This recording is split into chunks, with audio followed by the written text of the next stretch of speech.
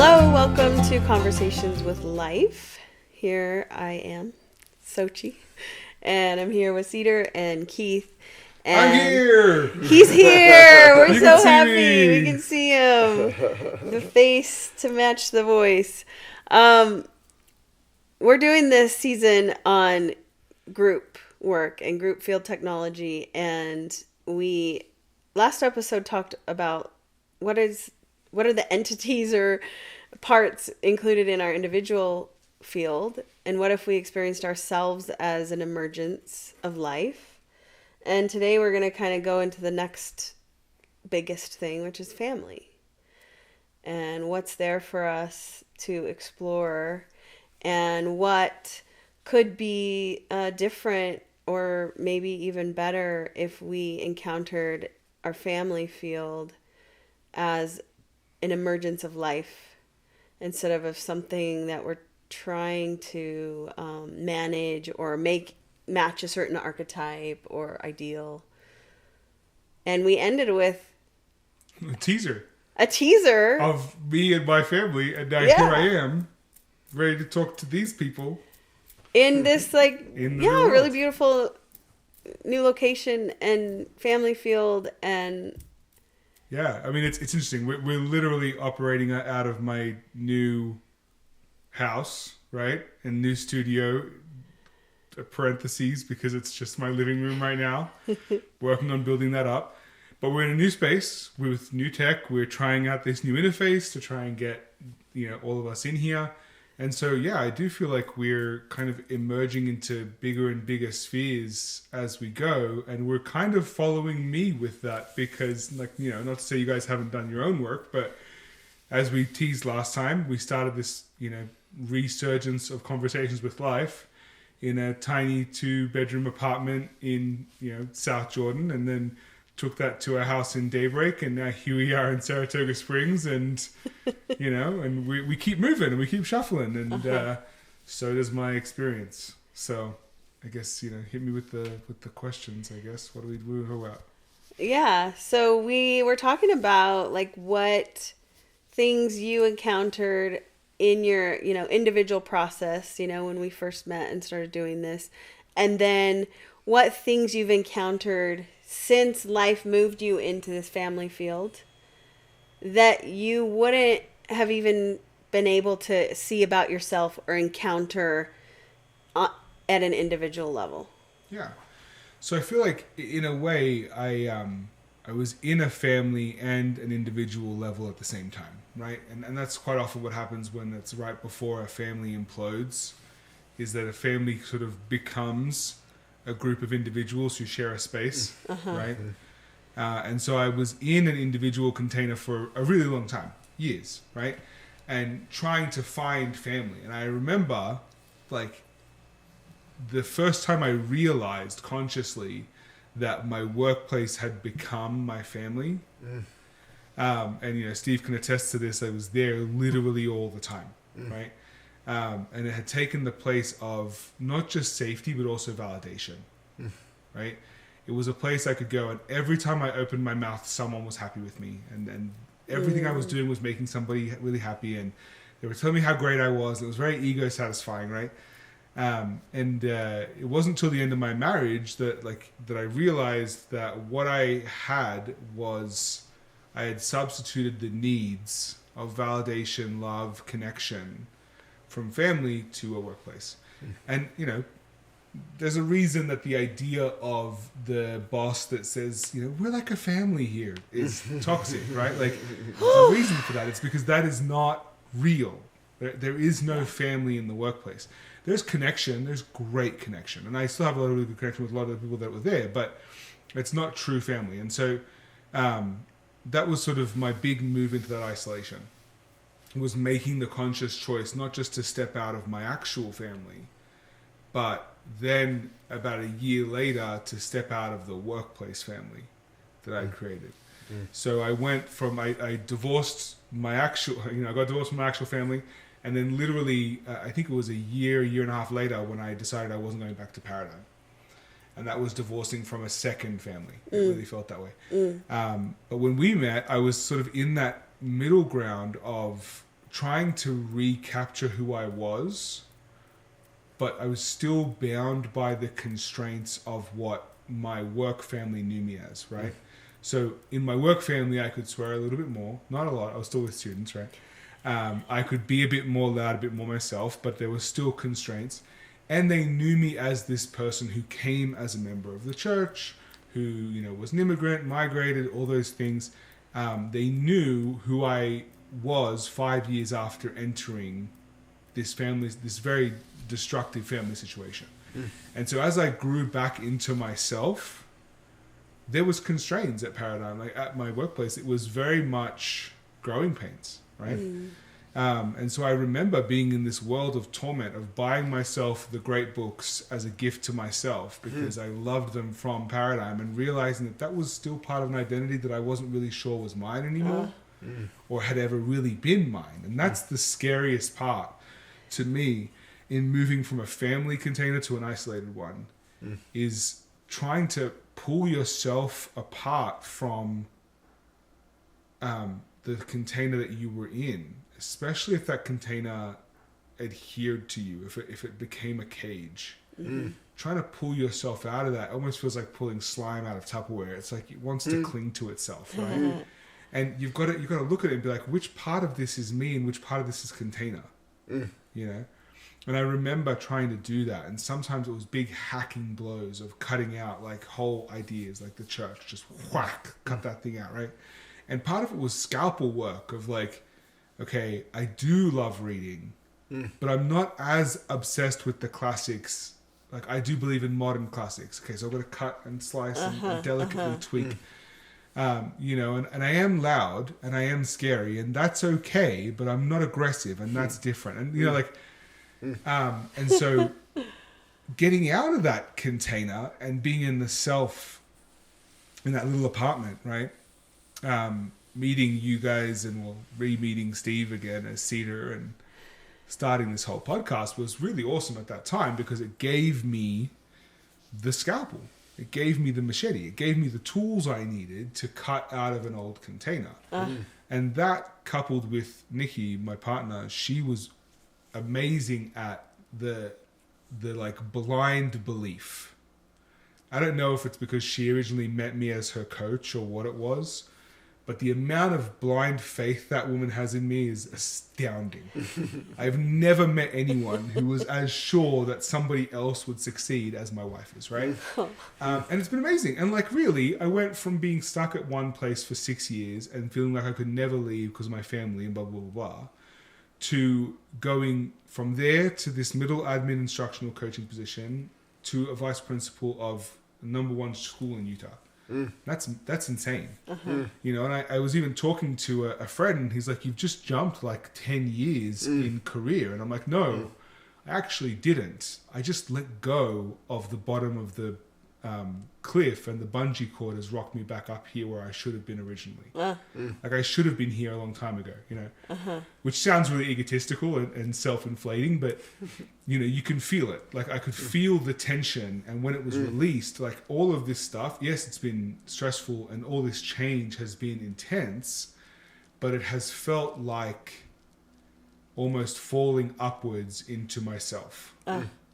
Instead of where I was before, clinging to the bottom of the cliff, praying I didn't shoot back up into the sky, right? And so landing here, like in this home where we are right now, like we're living in a home that is more than I ever thought I could ever own in America. I don't know if you guys know about the housing crisis here. It sucks. It still exists. I don't know what Joanne tells you about 2014. It's now, especially in Utah, right? Yeah. We have a basement apartment, and a student who became almost like a son to me lives there now with his wife. And I'm able to support this family who doesn't really have a family of their own. And it's going to sound really weird, but a different student is now my stepdaughter, right? And soon to be adopted, right? It's really interesting. It's so funny how we find family, right? And so I did take a lot of family from Paradigm, and I still have it. Like I still have connection with you, Steve, and I still have connection with these students and with Nikki and all these things. But it wasn't until I let go that I was able to grab onto what I really like needed. But there's also been crazy here too. Like I went from being the dad of a 6-year-old and a 4-year-old to 2 years later, my eldest is 19 and in college. And that math doesn't math for anyone who maths on a regular basis, right? Like that doesn't make sense, you know? And I'm 36 with an almost 20-year-old. Like that's, I swear to God, I was not that active at 16, right? Like, and neither was my wife, but it's a whole thing of like, I've had so many curveballs thrown at me that I finally understand the idea that you don't get what you can't handle. You know, like it's a whole thing in like religion of like, God will never give you more than you can handle. I'm like, yeah, he will. Like, yeah, it will, right? But that's not how that works. You don't catch what you can carry. You catch what you will eventually be able to carry. And it's the tearing of the muscles that makes it so they get bigger, right? Like, you know, like I was talking about last episode with my son and talking about like you've got to trick your body into carrying more than you've ever carried before and it thinks you can handle it. Everything is like that. Everything is like that. Fish grow to the size of the tank you put them in. That's wild, right?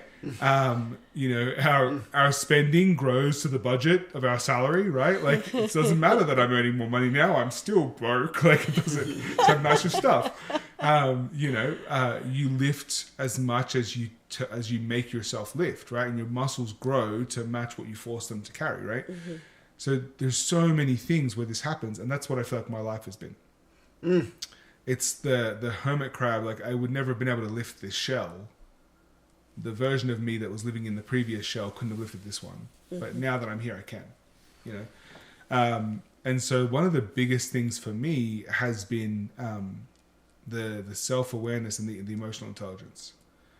I have had to grow that muscle so much faster than I otherwise would have because I could grow it with an 8-year-old. And you could grow slowly when you're dealing with little kids and like you kind of like learn with them. When you go straight to having teenagers, it was like being a full-time teacher like on steroids, like a double-time teacher, right? And thank God I was an educator. I would have been screwed, right? Like I could handle teenagers already. But going from dealing with like the biggest drama being like, you know, my sister's breathing my air to, you know, so-and-so stole my bra to I'm worried I might be, you know, I need to get on the pill. Like that's been the most fun conversation for me. It's wild how we grow to fit the container we're in. That's been my biggest takeaway. And taking stock and being like, oh shit, I'm dealing with an anxiety issue. I need to get help with that. You know, instead of the maladaptive coping mechanisms I had before. You know, when you leave the container that contained you into that bigger isolated sphere and then try and go into the family dynamic again, you realize the things you're carrying with you from your previous trauma. You know, when you're free of it, you're like, I don't have it anymore. It's like, no, bitch, you just don't have a partner who's holding you to a standard anymore. Like, you're not a good person now. You just don't have anyone to hold you accountable. You know, like no one's bitching at you to do the dishes because your kids can't see over the counter, right? Like, but being held, like having that mirror held up and being able to be like, yeah, there are some things I need to work on. And instead of being told I'm a piece of shit for not having fixed them already, having someone be like, let's get there, let's tackle it together, has been beautiful. And I know, this is me personally, and this is the question I want to ask you back. I know for me personally, I don't grow as well on my own as I do when I'm in a group setting. Like I've always learned better in the classroom. I've always learned better in my job than at home. I've always been a family person. You know, like my favorite holiday is Christmas, and my favorite time of year in America is the fall and Thanksgiving and all this kind of time. And so like that naturally fit me, that family container. So I don't understand people, like when I had to choose to be on my own, that was the hardest choice I've ever made in my life. Like it was brutal because I literally was going from, you know, home family and found family to no one. You know, my family's all out of the country. And that was terrifying. So I have no idea how people do the other thing. Yeah. You know? Yeah. I think that's as much a limitation as it is a factor of who I am, because at that instance, I didn't have a choice. I had to do it that way. Uh-huh. And if I hadn't, it would have been dishonoring to go from one relationship immediately to another. Yeah. Right? Like, Yeah. if I had just, like, or having an affair or something like that would have been dishonoring to who I am as a person. So I had to do it in a very, like, step out of the comfort and into the cold to work myself to a place where I was comfortable on my own to step into something else. Uh-huh. To honor the, like, not just who I am, but who my wife is, and be like, she deserves that wholeness. She deserves to not have to hold me together, So, Anyway. with those different family fields that you've been in, Yeah. which one's had the most nurture? Oh, this one by far. Like, it's wild. Like, my family is great. I love my family that raised me, right? But they had their issues. Like, my dad doesn't talk about emotion. Mm-hmm. My mom doesn't handle it well. Like, they're very, if you want to go anatomy of peace, needs to be seen as kind of people, like, so there's a big image mentality. Like, I wouldn't go so far as to say narcissistic, but definitely holding to a standard that is critical at best. There was nurture there, right? And then my first marriage and that family, there was nurture in having children. There was nurture in them. There was a lot of giving. I learned how to be everything for someone in that family. Mm-hmm. So when you say, like, how much nurturing or which one's most nurturing, I'm like, well, that one had a lot of nurturing in it. But it was coming from you rather than I had to be a dad, and sometimes I had to be a mom, and sometimes I had to be a mom to my wife. Like, you know what I mean? Like, there was some real problems. And then sometimes I was an absolute wreck and a nightmare. Like, I had depression and anxiety and stress, and I was angry and all the things, right? Like, so I needed nurturing and it wasn't available. Mm-hmm. And this relationship has been two traumatized individuals tearing at each other's trauma sometimes. Like, where I'm at right now, like, my wife has had her share of dings in life, and so have I, and our traumas hit each other really explosively sometimes. Mm-hmm. I've never fought with someone so vehemently as I have with my current wife. Mm-hmm, mm-hmm. And yet I've never loved someone so explosively either, right? Mm-hmm. Our fields are huge in this relationship. I think it's because we've both outgrown these restrictive ones. And sometimes that's explosive. Sometimes that's like downright loud and intense and crazy. But it's always connective, and so this is the first time I've been in a relationship where I haven't had to be someone else's thing. Like, I had a martyr complex and a savior complex, a paradigm, and I still do to an extent, right? But I went in there and tried to save everyone and fix everything, and that's how I had value. Yeah. And the other day I was just laying on the freaking couch while my wife did about an hour and a half to 2 hours of housework before I realized, shit, maybe I should ask if she needs help. like that's nothing. I would never have done that before, know. But she doesn't need me, and so it's wild to be nurtured by someone. It's weird. Like, there are times where I know I've gone even, like, I dance with codependence. I feel like because I've never experienced it. That if I wasn't self-aware enough, I would fall into the pattern of being someone who needed someone to be my everything.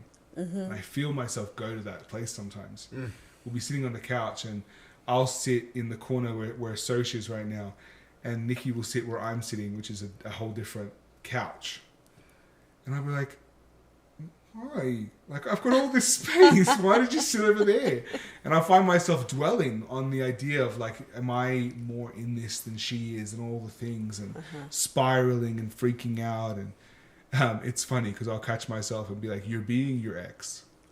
And it'll scare the shit out of me. And it snaps me out of it usually. And I'm then able to express instead of, like, harbor the frustration. I can be like, hey, I'm feeling disconnected, instead of being, like, codependent and smothering. But it's wild. So definitely this one, and in ways I never could have imagined. Like, I am doing so much more nurturing because as a step parent, you can't just be a dad. Right? Like when you're a dad, you can be like, knock it off or else. Mm-hmm. When you're a stepdad, you got to be like, come on, knock it off, please. You know. And then after you build some things, now I can say knock it off or else. You know. But it's interesting you have to almost, it's kind of like, it's much more like the relationship between teacher and student than it is like the relationship between parent and child when you're a step parent. You know, I've found myself having conversations of, what do you want this to look like to teenagers about me being their parent? Like I already am. Amazing. Like I'm their stepdad. It's a thing now. Like they didn't have a choice in that. But I can remember sitting down with each of my stepkids and being like, my bonus kids, and being like, what do you want from me in this? What kind of a dad do you want? Not what kind of a person, what kind of a friend, I'm going to be a dad of some kind. What kind of dad do you want? And first, like my eldest was like, I just want you to be my mum's boyfriend and leave me the hell alone. And we went from that to being like the closest, like of anyone under the age of 30, she's my closest person, right? And then the middle child, who has kept me at arm's length for years, referred to me as the dad that stepped up instead of the stepdad the other day. And has called me dad multiple times now, and it just makes me want to lose it, you know. But it's just so wild to see it done this way. I don't know.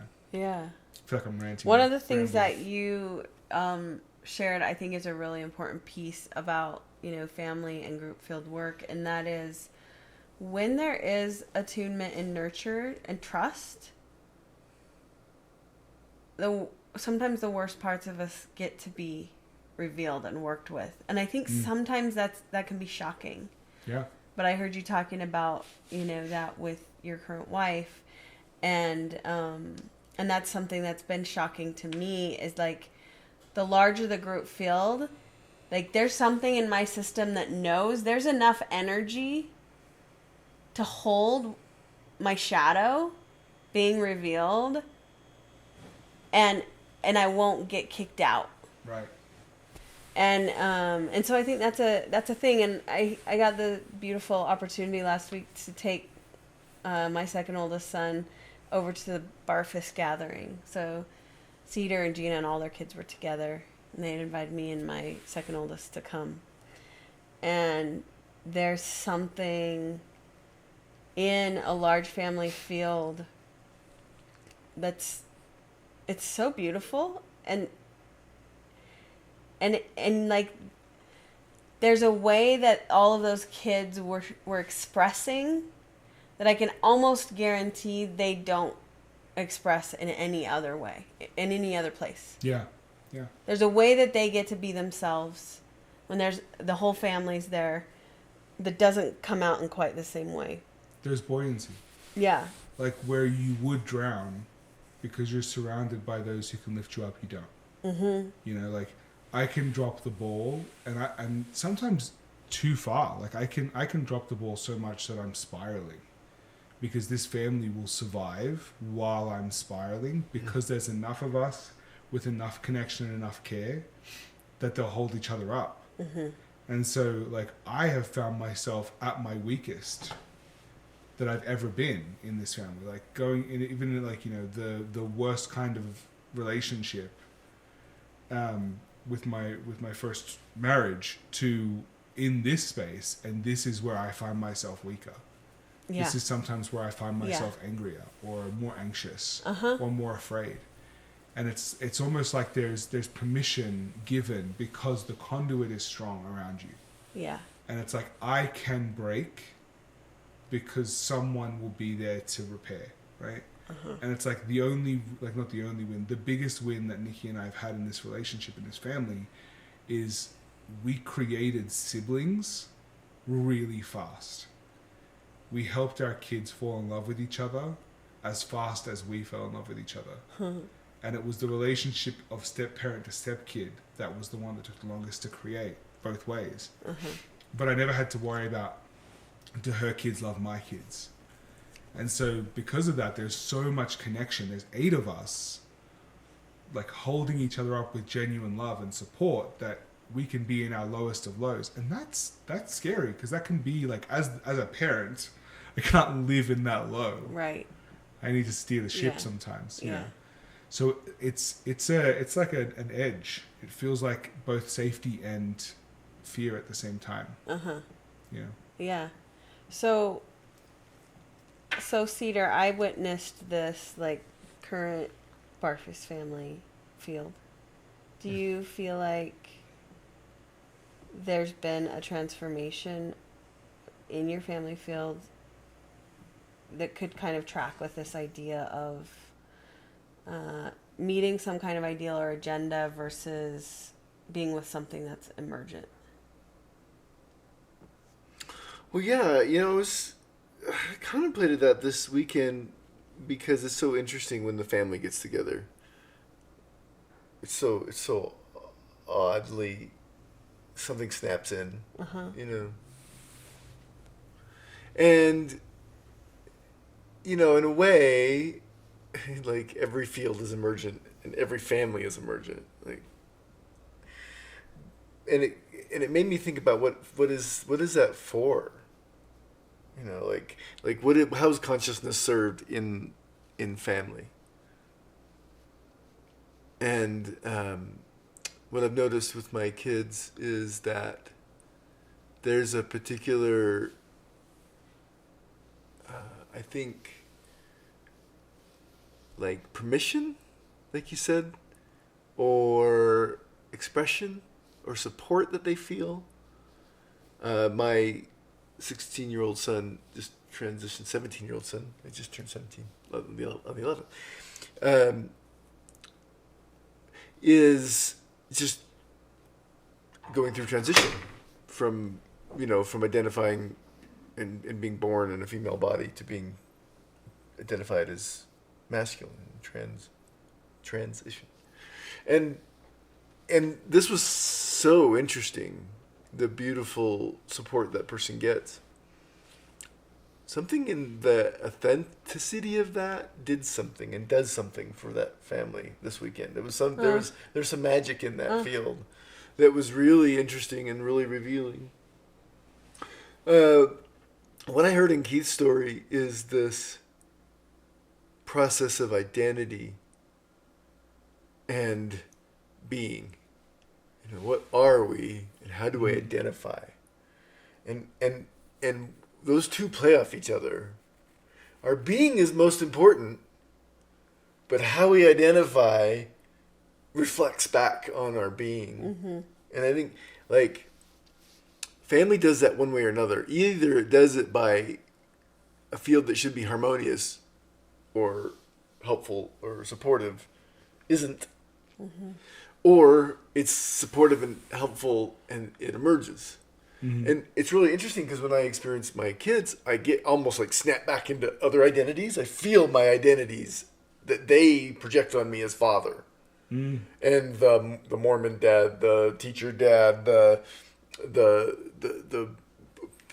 emotionless, stuffed person I was for most of my kids' lives. That person is still there in their field. So it's so interesting how I saw them congeal into this thing and support and whatever. And I was working with, not that they're doing this on purpose. They're very supportive and loving to me. But I feel their projections of something that I'm not. Yeah. That was revealed to me in my relationships, in my family. So it's just really this interesting thing. And then there's the current harmony of Gina and I. We filed for divorce, actual divorce. It's been 5 years and now we're finally getting divorced. We've separated all this time. And so it's so interesting. And, so these questions of what is family about? Like, what is it serving consciousness and creating? And I think it is a real teaching. And I'm like, what is that thing? That thing that makes it say family, right? Where it stops being manipulative, like, we're a family. work harder, and get Yeah. paid less. And we're family, and there's something going on there that is really nourishing to my soul. Yeah. Or revealing to my soul, or revealing my soul, right? Because whether it goes well or whether it doesn't go well doesn't seem to be the main function of a family. No, it's relationship, it's connection, it's experience, it's Yeah. reflection too. Like Right. you are what you can be, and you don't even realize how you're being shaped or changed until something changes in that. So your kids seeing you as they see you, that changes you. So while you're there, whether as you're more resilient and as you learn more, like I've gotten into anime recently. Okay, bear with me. Judging. Yeah, I know. Just kidding. But I'm 36, so I've just got into anime. But there's mechanics in anime that it's very, like, in all fantasy, that's very much like perception becoming reality and imposing your will onto somebody else. Family is magic like that. It's a place where we voluntarily allow, or even subconsciously allow, someone else's will to shape us, to affect us. We do it in all relationships, but the family relationship is where the trust wall comes down the most, the hardest and the fastest. Even when it's not good, Right. that still happens, because that's interesting. we're conditioned to believe that your wife loves you, right? Your workplace, that's not as real. You are walking into a suited, masked costume of yourself when you go into a workplace. You are setting up a vision of who you are, or a version. In your family, you feel like you're being yourself while also having yourself molded by other people who aren't you. Yeah. So it's wild to me that, like, it's like you said, it's not whether it goes right or wrong. It's how open you are to that experience that affects how much it shapes you, and then how closed you are also. Like, somehow that also affects how much it shapes you. Yeah, I feel like a lot of, probably more of my childhood trauma comes from my siblings and my parents. And also, like, I don't really hold that against any of my siblings. Like, we were just kids. Yeah. I feel like I was the cause of my siblings' trauma, and my parents were the cause of mine. You know what I mean? Like, it's like we just sort of trickled down. My brother just managed to avoid it all by being everyone's favorite. And it's so interesting that it's almost designed, like, we're designed to sort of fuck each other up in family. Yeah. And yet, like, I have hundreds of cousins. Like, my grandma had a lot of kids, and all of them had a lot of kids. And I could reach out to any one of those cousins today, and we would drop into something. Yeah. People that maybe I have only met once or twice, even, because we're cousins. Yeah, right. Like, there's what like, is that? There is a shape of that relationship, that, like, conduit, that connection. Yeah. It has an existing form, whether we create it in our own families or whether that's created by societal pressure or culture. Middle Eastern or Mediterranean or South American, really similar understandings and beliefs of what family is to each other. I will say, like, Middle Eastern maybe is probably the most extreme version of this that you might be aware of, but that idea of blood comes before everything, and that you sacrifice literally everything, and that, it's okay to knock someone unconscious if it's for your little sister or because it's something about your mom. Right? Then there's like there's lots of cultures that have this ideology, but there's a very rigid, structured, understood shape of that relationship, family of any kind, and sibling looks like this, and cousins look like this, and parents look like this, and no one discusses it. There's no conversation that you're like, this is how it is. But through, like, the norms, the experiences, and, like, the reactions of other people around you to certain stimulus, you form that shape in your head, and somehow we're all forming the same shape. Yeah, and there's also, like, an undercurrent. Yeah. Because, like I said, some of these cousins I maybe met once or twice, and I have cousins that have children my age. So I played with their kids, and they're more like aunts and uncles to me. And yet, in that family in particular, there was such a strong undercurrent of love. Mm. That, like, I know these people love me. And see, like, my family and my culture, the undercurrent is of duty, of loyalty, And it's like, that comes from love, sure, but like, that's the undercurrent word. Like, if you do like a theme, and so like yours and mine might be different in the conception, but it's very similar in the appearance. I could go to any of my cousins, and I have hundreds of cousins, and be like, I need somewhere to stay, and I have somewhere to stay, guaranteed, right? For as long as I need, for however many as I need. It's just how it is. And that comes from duty. And for you, it comes from this like love and connection piece, and it's just interesting. Yeah. Well, it strikes me that, family's so interesting because it's life, it's literally life doing it. And the genetic process is a process of energy relationship. Like, it already establishes some kind of connection, and that connection can be really challenging.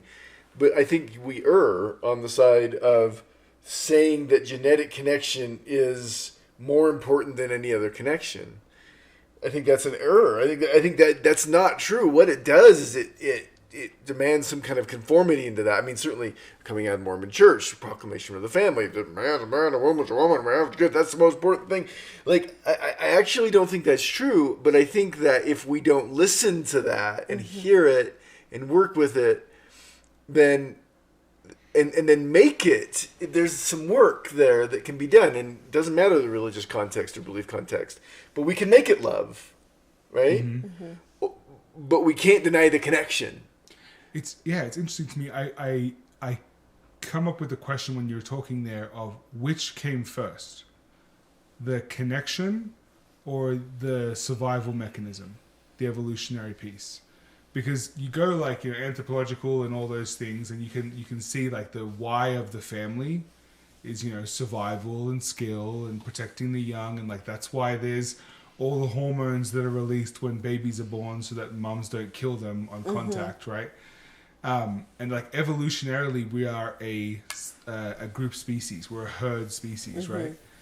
And so I wonder, like, did that evolve in us? And now because it has, group work is so powerful?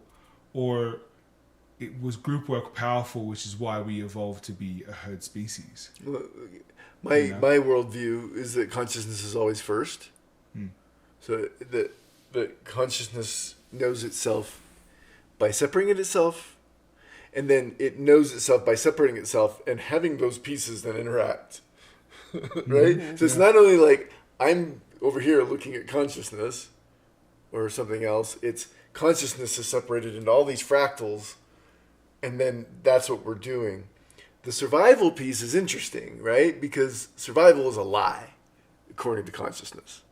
I mean, survival is actually the least important thing to consciousness. It's also impossible. Eventually, you stop. Exactly. That's what I'm saying. Like, the biggest myth. I used to know this guy said the death rate in America is 1 per person, right? Like you end up dead anyway. Survival's a lie. It's not the thing that. It's not the goal, right? And so consciousness works through the survival mechanism to create the transcendence of the survival mechanism. I'm gonna need you to break that one down. So any instinct that we have that's base like that, that's just like I'm gonna kill anything to survive, right, is only there to get transcended. Okay. And that's just true of all those kinds of like base, even like the sexual instinct, which is beautiful. We believe in sacred sexuality and all these kinds of things, is there so that we can meet it and transmute it and transform it into something else that serves, that makes energy go from, drawing energy down and trying to protect energy to create energy and move it up and offer it all.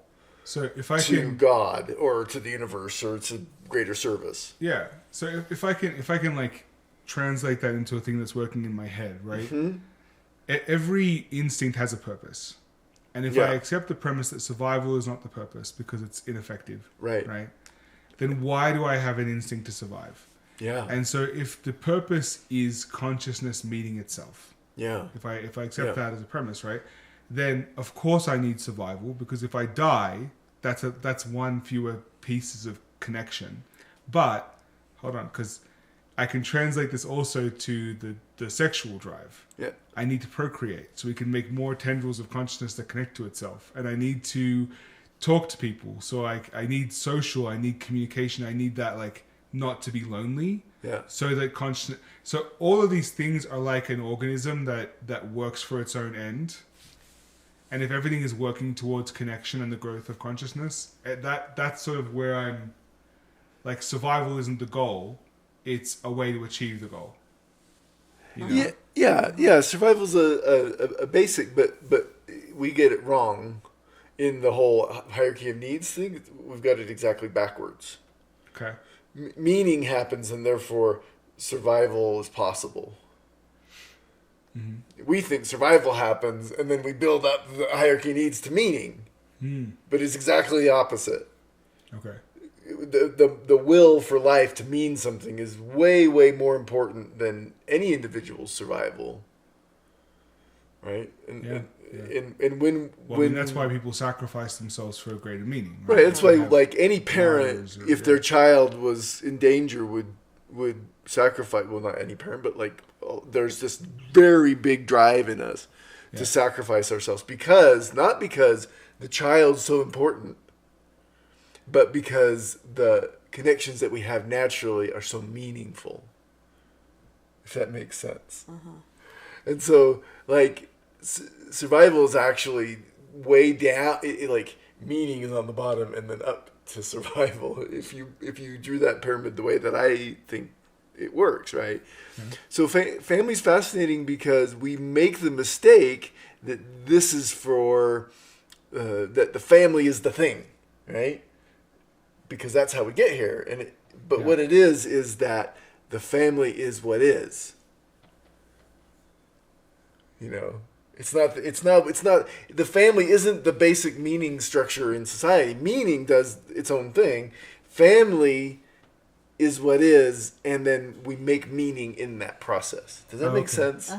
Family's the container in which we grow. Yeah. Right. Not family isn't the meaning in itself. Yeah. Just like survival's not the goal. Goal. Families aren't the goal. And like human beings, we are just like with almost everything, money being the main one, and sex being a big one, is we always get that fucked up and backwards. And maybe that's which is also part of the game, right? Part of the game, so that we can go, oh, you know, I have a big definition of family, but I have a very rich experience of those biological connections and processes being super meaningful and important. Yeah. You know,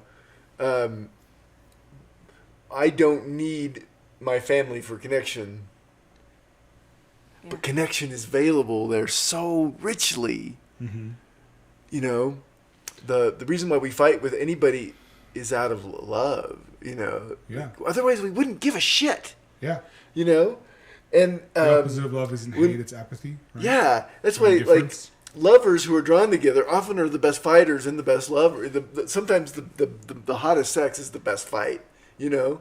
And those two things go together, right? Sometimes that's true. Yeah. I think there's other places to be, but like that's a big deal, right? The energy's high there. The energy's high, right? Like there's polarity happening there. Yeah. But the whole thing, we get caught into that like, oh, this person, we're into. But really, it's what it is. It's like, oh, revelation is available here. Life is available here. There's something. It's actually a call to a deeper state, which we find eventually, you know. Mm-hmm. And family is the most intense one of those containers that we're drawn into naturally by our instincts, and by the societal structure we're in. Well, Like whether you're LDS or not, the idea of family being the goal is ubiquitous. right. Like Right. the whole like dink scenario of like the what is it, disposable income, no kids kind of family is very new. It's really, yeah. And it is, you can see it kind of like reversing on itself even now. Yeah.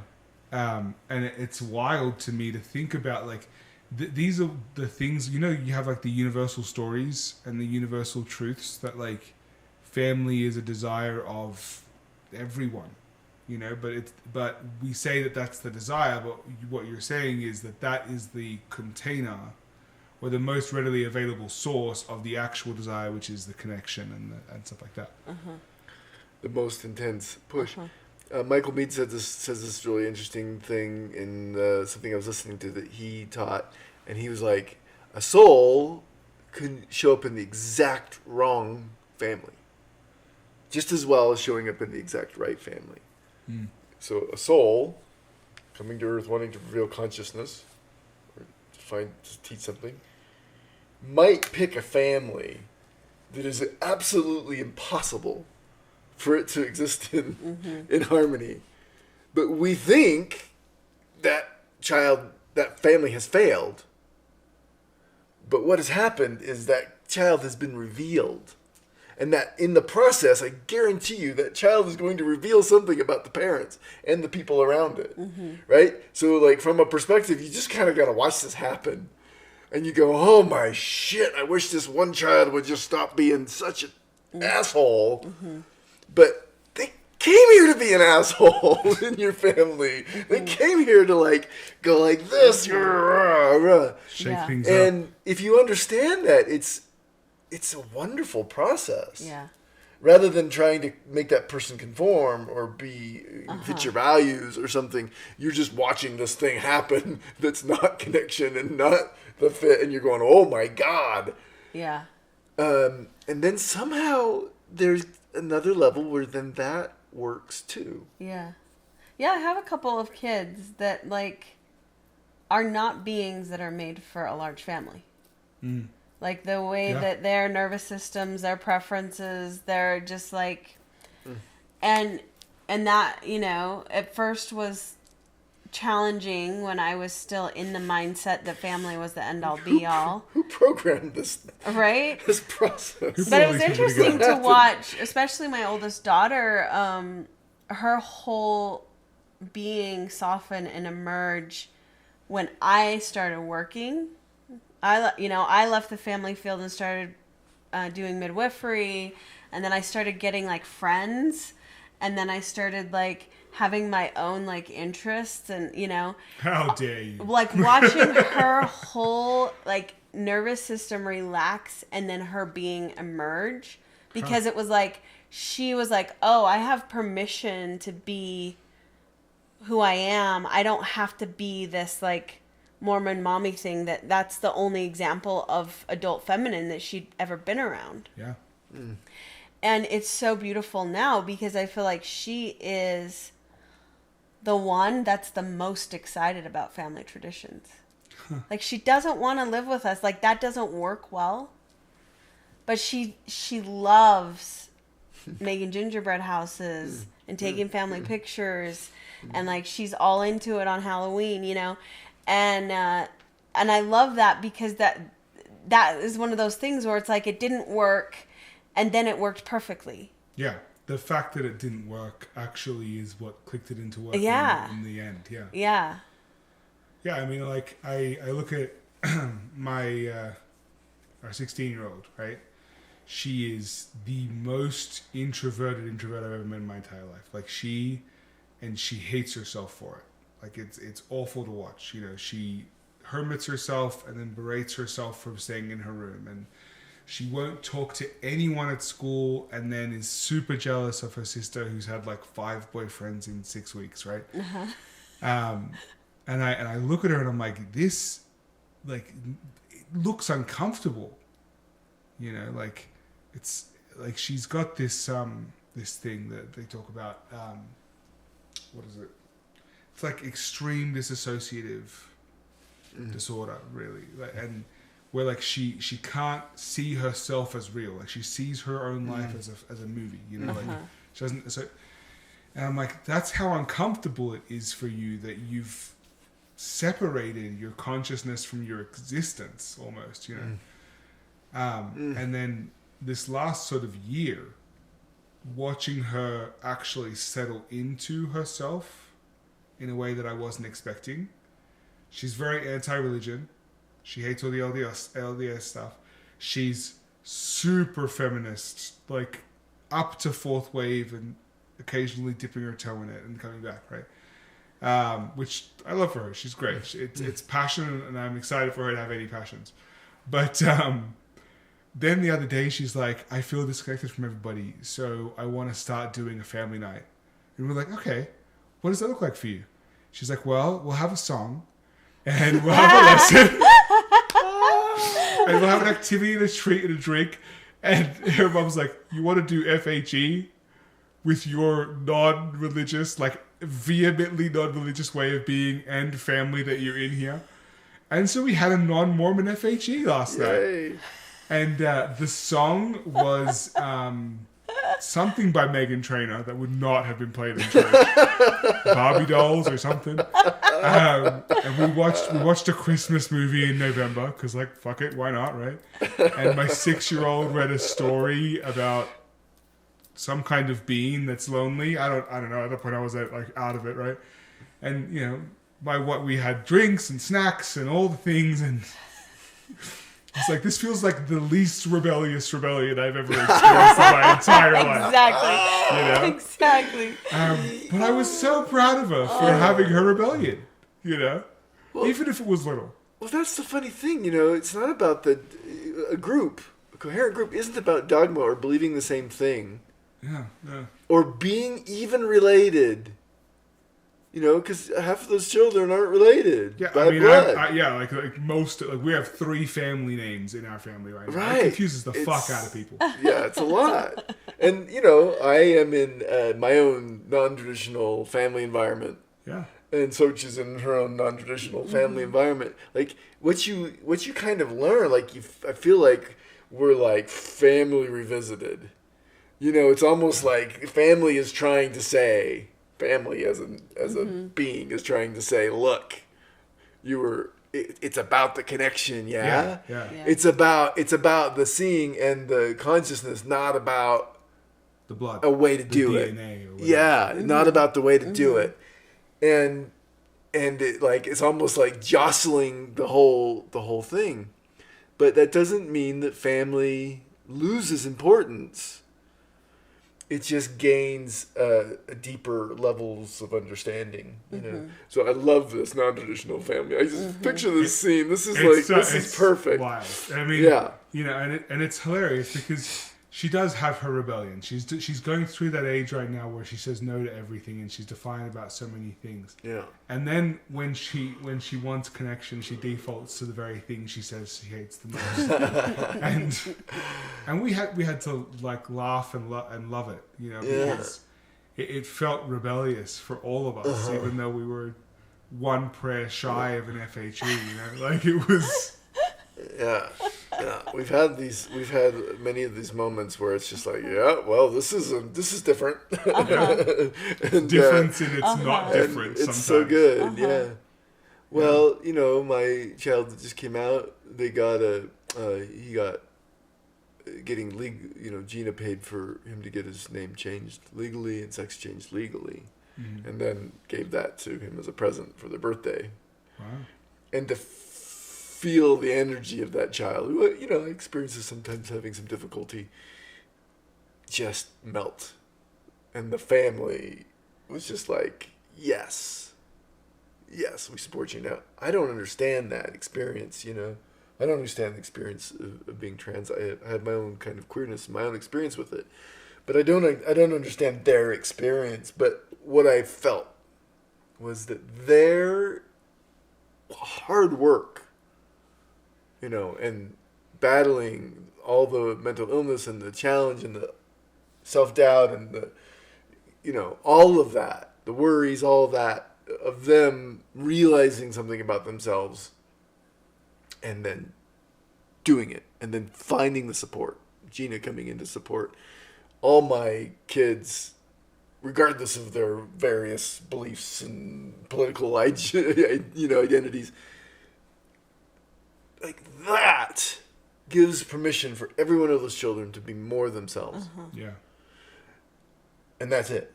And if that means getting divorced or letting a child go and they just don't want to be around the family, that's it. That's it. You know, like that will like the job is there. The connection sometimes includes I'm not around you. Yeah. Yeah. It does. And it's intense and wonderful. It's such an interesting juxtaposition. Like the parent's job is to become unnecessary. You know, that whole idea of like, that's the goal. Like, you know, you're successful if your kids don't need you anymore, but it's terrifying to not be needed by your kids. So I every mean, when day you have to- 8, it's actually kind of exciting. I like it. Okay. Never had a problem. I'm still at that age Good where I thing, miss yeah. my 19-year-old who's off at college. Like I was texting her today and being like, I miss you. When are you coming home? I mean, that kind of stuff happens too, but I feel, and kind of always have felt like pretty excited for any of my kids to take the next step into independence. Well, you know, part of that, for the way I experience that, is I miss my kids to leave, for sure. Yeah. But I celebrate their becoming. Yeah. You know, like, there's two important things that happen in every relationship, and that is we meet, we come to the relationship, to the container. And then the next thing is that we go. Mm-hmm. Yeah. Those are the two big things. And, you know, be that death or part or I have, you know, I'm going to college or whatever. It's super important. And I just love it. I love my kids as they leave, and it feels really rich. I do get a little whiff of my old dad self, you know, sometimes. It's like, oh, I see the pictures. It's like, oh, yeah. I have sentimentality on that, but the celebration is rich. Mm-hmm. I think it's interesting because that's one of the things that I struggle with the most is I'm not, like, I feel like a little kid wearing my dad's suit sometimes, you know? In like in the life cycle of a father, that's kind of where I feel like I am. Because I have this like huge range of children that I didn't rear, right? And so you guys, like, we actually have kids of similar age groups. And you guys are like, yeah, I'm so excited that they're leaving. And I'm like, I just met these fellas. That's true. That's true. Like, you know, like my kids are 8, goddammit. Like I'm used to, like, I'm just barely at a point where my 6-year-old will stop trying to kiss me all the time, you know. Like, and so I'm used to that clinging, and so seeing like that's one of the hardest things for me is these teenagers don't need me the way that I'm used to being needed. Yeah. And it does. Totally. It feels like a cold plunge sometimes. And that's why we cold plunge. Because it's invigorating. Because it's a sudden experience of like going, oh shit, I wasn't ready for that. Never ever. Yeah, my 21-year-old moved out this week. The homebodiest of all homebody girls, and like was really like a central figure in our home, and it's been really beautiful and interesting to support her and watch her lose her identity. You know, like that's been her main thing. Is she's like, I don't know who I am. I don't know what to do. And then just being like, yeah, that's awesome. Like you're gonna figure this out, and we love you, and you can come back. You know, and the first time she came back, how excited everyone was. You know, only been 3 days or something. Did you even do that? Like... But yeah, yeah, fascinating. I feel like we could talk about this one forever. I was gonna say, I mean, like, we all have such interesting. Kind of... But beautiful emergence of what is there in Family Field, and so much is possible for consciousness, and So thanks for joining us today. Appreciate Being able to having see Keith you. on here all the way. Yeah. And don't be afraid to go, on Facebook and join the Soul and Spirit Wellness family. But do engage in the conversation. We do check the comments. We do see your questions, and they do inspire whole seasons. Yeah. For sure. Yeah. And we'd love to have you on the podcast, and we'll see you next time.